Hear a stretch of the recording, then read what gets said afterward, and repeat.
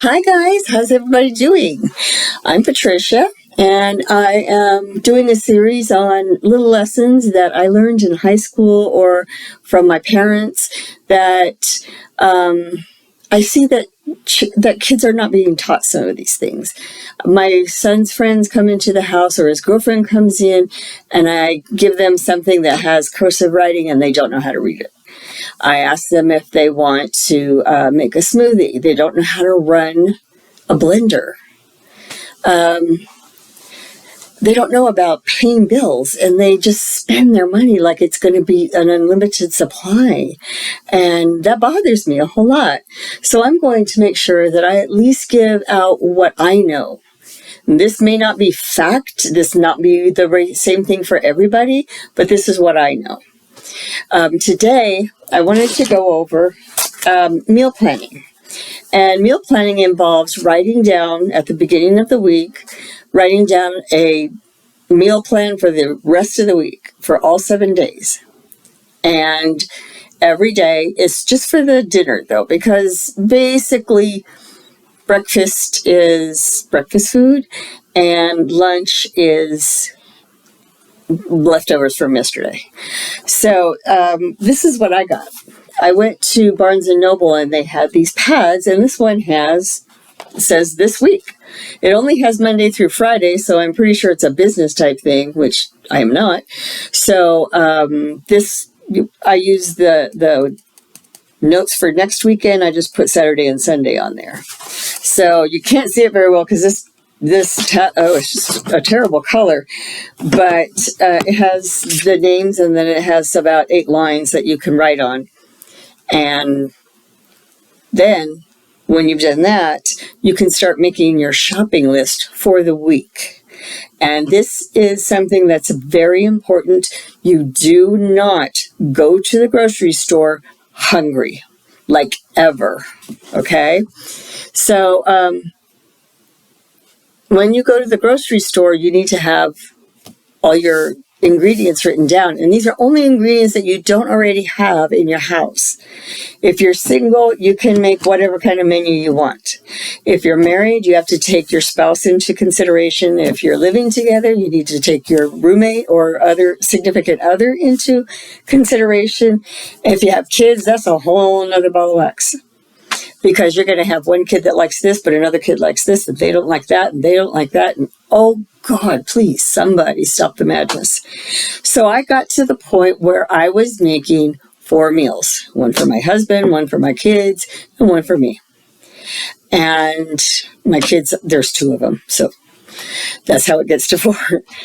So I'm making 4 meals a day. So if I make chicken fried steak, Stephanie won't eat it.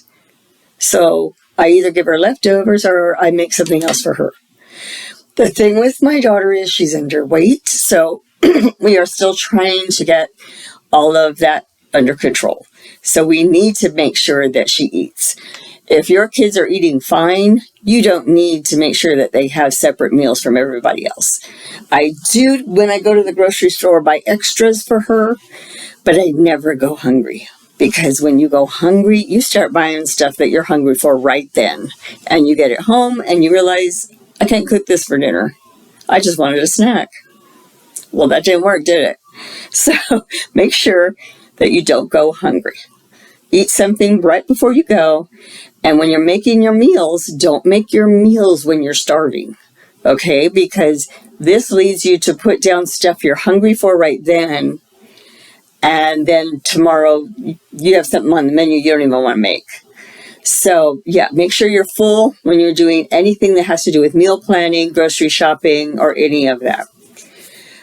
This is all going to tie in to a budget that I am going to help you write up. Every time you go shopping, you need to save the receipt. You just put it in an envelope, throw it in a bin. You can throw it in a little bowl like this. So just, go ahead and make sure you throw all your receipts in one place, okay? And at the end of the week, I want you to write down everything you spent money on, and it'll be in categories. That's it. Okay. So the only thing that I want to tell you today is that that's what we're planning on. So, okay. So what I do is I make sure, and I don't know how many of you are vegan, how many of you are vegetarian. I know that for a while I was a lacto-ovo vegetarian because I could not take meat at all. I could not digest meat at all. It happened right after I was pregnant and I got over it, and the doctor said that's expected. So you have to take into consideration everything that's going on in your household. So if you're vegan or vegetarian or meat lover, you're still going to have an entree of some kind. So that's what you build your meal around. And I had a friend tell me that I should make my side dishes and then plan what the entree is going to be, and the entree would be a smaller thing. But I like to have a good filling entree at least once a day. So that's what I'm doing. I just pick out a meat in my freezer. Let's say it's ground beef. I say, okay, I'm going to make meatloaf, so I write that down. And then with meatloaf, you either make potatoes or you can make mashed potatoes. Baked potatoes are not recommended because meatloaf is messy. It's just not recommended by me. So you just find what you want. You can do rice. You can actually make a porcupine meatloaf by including the rice in the ground beef when you're making the meatloaf. When I make meatloaf, I put lots of oatmeal in it. Well, not lots of oatmeal, but a good fistful of oatmeal. I put my Worcestershire sauce, some of my spices, stuff like that, and then just mix it all up, put it in the pan, and put it in the oven for an hour. And I don't, 375, 350 for an hour. And so that's what works for me. But I make sure that I either have the things in the house or I have them on my list to go out and buy. So that's what I wanted to stress to you right now is that you make your menu for the week, try it out, just jot down a few ideas and then start making your list for shopping based on what recipes you're going to make with that. So if you have chicken, you can have potatoes. I love chicken and potatoes for some reason. It's my favorite. So I love potatoes. That's all there is to it. Anyway, that's why I'm not skinny.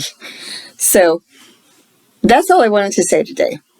So if you like the series as it's going, I'd really appreciate it if you would like and subscribe and leave a comment as to what you want to hear about. And, this is my second video. So if you have any critique, I would appreciate that too.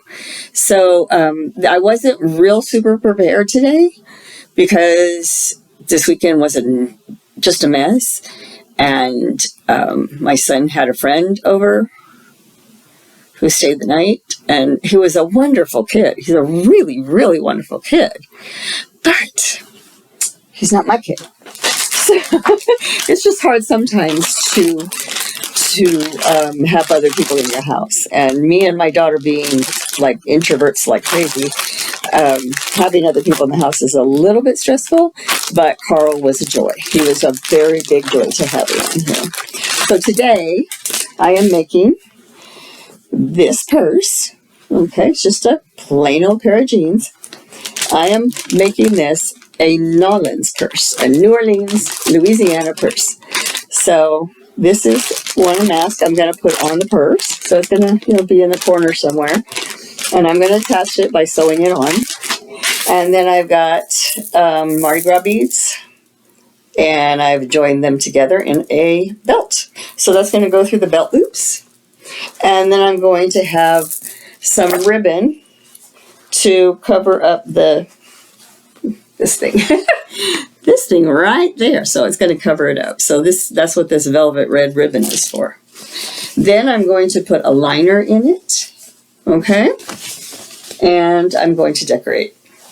Sometimes I use stencils, sometimes I paint, sometimes I just glue in sparklies.